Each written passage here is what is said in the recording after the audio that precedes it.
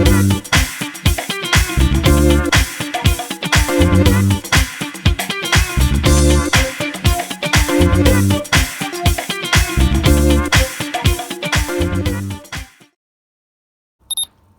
い、どうも、古庄憲孝です。今日のテーマはですね、シャッフルですね。シャッフルの打ち方一つにとっても、段階がね、ありますんで、それを少し詳しくご説明していきたいと思います。シャッフルが上手に打てないとか、どうも速くならない、テンポが上がっていかないとかね、綺麗な音が鳴らないっていう方は、これを見て、何かヒントになればなと思います。では、シャッフル考察いってみましょう。はい、ではシャッフルステップ深く考察、浮上的考察をしていきたいと思います。まずシャッフルステップっていうのはどういうステップかっていうと、ボール、つま先の部分でキック、ピック、ステップ、こういうふうに音を出すと。キック、ピック、ステップ、ね、キック、ピック、ステップ、キック、ピック、ステップ。これですね。今のがね、シャッフルステップっていう動作なんですけれども、これがまず一番最初に習うレベル1ですかね。シャッフルステップレベル1といった方がいいかな。1回の動作で音が1個、ピックの時にも1個、ステップの時にも1個と、ね、こういう感じで動かしているんですけれども、これだとですね、ステップのシャッフル自体の音を出す速さが限界がきます。で、そこに限界を感じた人は次に何をするかっていうと、1個の動作で音を2つ出すっていう出し方ですね。シャッフルといっても実際は蹴って1回弾いて1回でシャッフルって習うと思うんですが、うまくなっていくとですね、キックっていう動作1回で音を2つ出すようにしていきます。僕はワンムーブ2サウンズと呼んでるんですけども、足を下ろすという動作の中でキッキングポイントが、ももの骨ですね。ももの骨を下ろしながら膝が伸びていくと、1回膝が曲がっている状態でタッチできるポイントがあると思うんですね。はい、ここでまず1個目です。で、これがこのまんまさらにまだ膝が伸びきっていないので、これを伸ばした時に音が2つ目が鳴ります。つまり伸ばした時にタッチできるところと、膝を曲げた時にタッチができるこの2つの点を、足を伸ばすという動作1回で2回つくということですね。これが実際のシャッフル、名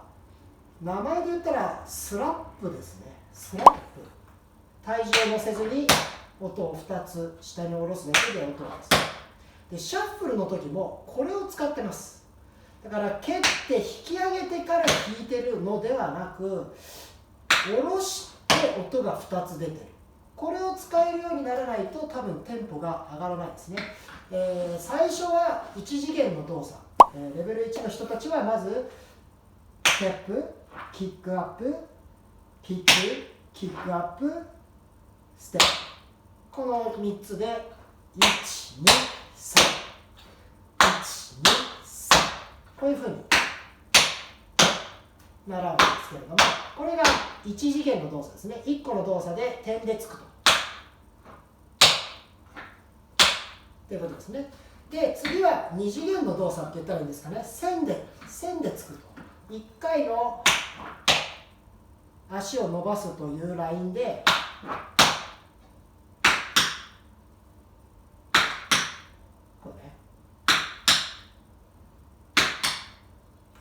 足が伸びたときにちょうど足首が翻るポイントでタッチをしていく。で、最後にステップを踏むときのために膝が1回曲がる。だからピックのときに膝を曲げてるんじゃなくて、ステップをするためにピックアップをしてると思ってください。キック、キック、ステップですね。で、これがナチュラルに、だから実際はタッチタッチステップ、タッチタッチステップ、これが速くなっているということですね。だからこうではないですね。ではなくてタッチタッチステップ伸ばしてステップを踏んでいる。はい、でこの線の動き、2次元の動きができるようになると、線でタッチできればいいので、実際ここからここでもタッチできるようになってくるんですね。はい、こう蹴り上げなきゃ音が出せないとなると遠くまで上がんなきゃいけなくなるんだけれども、タッチで済むので、体が持ち上がってればシャッフルができるようになると。ストラップ気味で足がつかない高さでコントロール、これを覚えてください。でシャッフルステップ、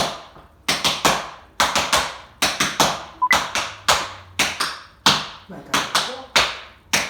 とこれ足首が脱力してるからね、後ろから見るとで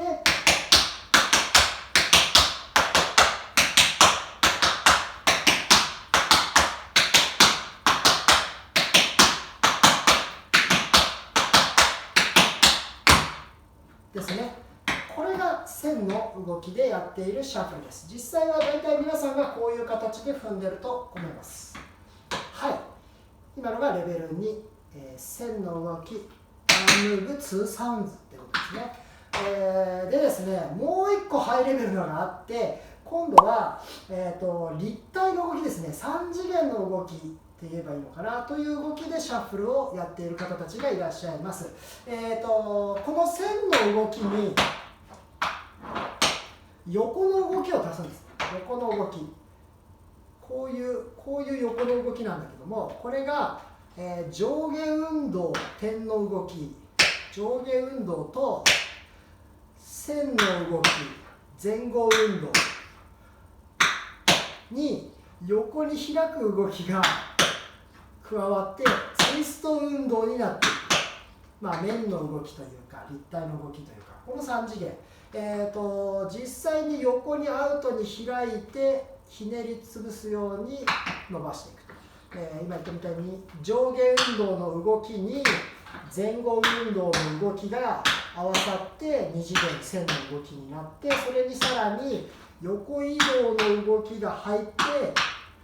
立体3次元の動きになる。なのでツイスト運動が入っているようにして入ると。でこれは何が速くなるかっていうと、線の動きで必要な距離を横でも稼ぐことができるので、コンパクトにできるということですね。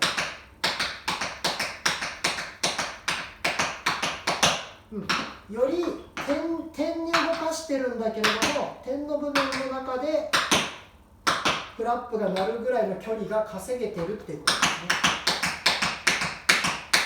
ね。はい。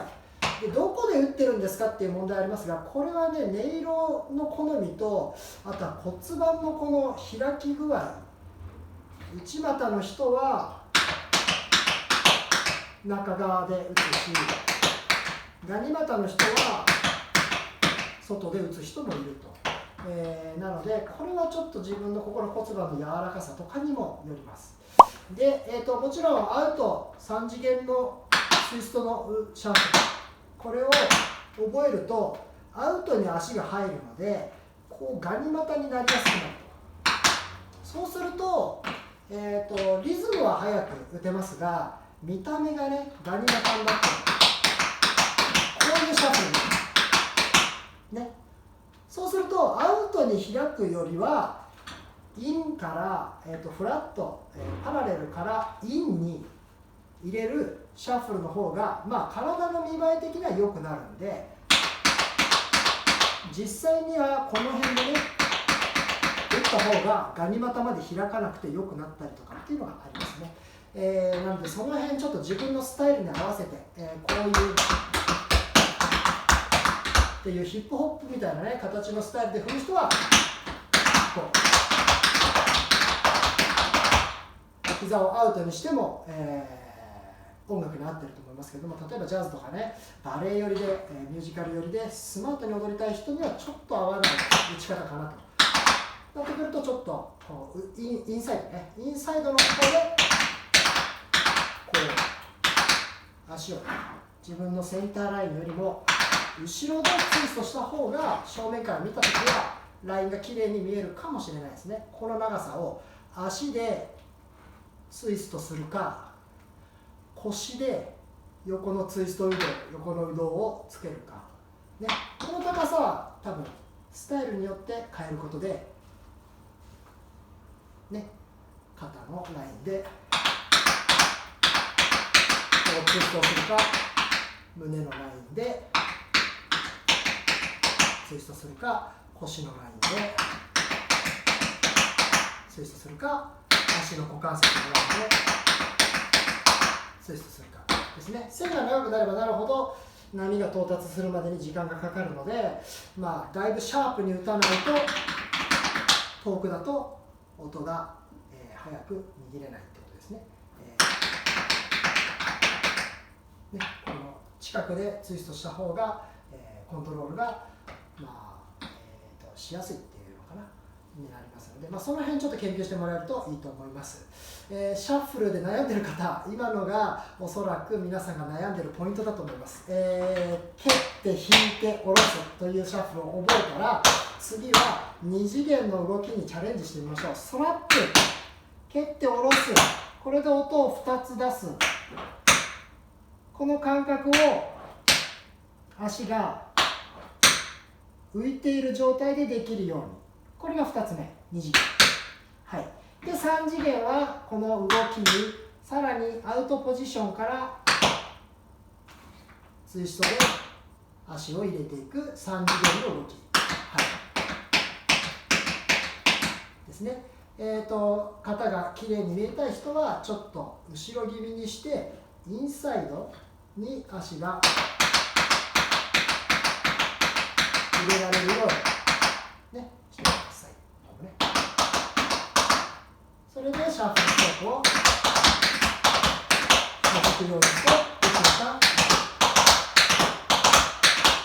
線の方にいて打つのか、点のようにして打つのか、これで、いろいろね見え方が変わってきますので、テンポを上げたければ上げたいほど、3次元の方へ寄せていけるようにということですね。そういうのを研究してやってみてください。ということで、使い分けるっていうふうにして体のバランスがねどう変わっていくのかっていうのを、鍛えていければ、感じていければできるようになっていくと思います。じゃあ、シャッフル奥深いですけれどもね、他のステップでも同じです。パドル&ロールとかね、これでも、1、2、3、4っていう点の使い方から、こういう線の使い方をやって、そこから面の使い方、3次元の使い方っていうことで、骨盤を上手に 3D に使えるようになっていくと、コンパクトに踏めるようになるということで、ステップが速くなる、綺麗な音が出せるようになるということですね。ぜひ皆さん他のステップでいろいろ研究してみてください。はい、ということで、他にねいろいろ皆さんなんかお悩みとかあったらぜひともお寄せいただいて、僕もそれについてちょっと考えるの楽しいので、リクエストなどありましたらお待ちしております。ということでどうもありがとうございました。頑張って。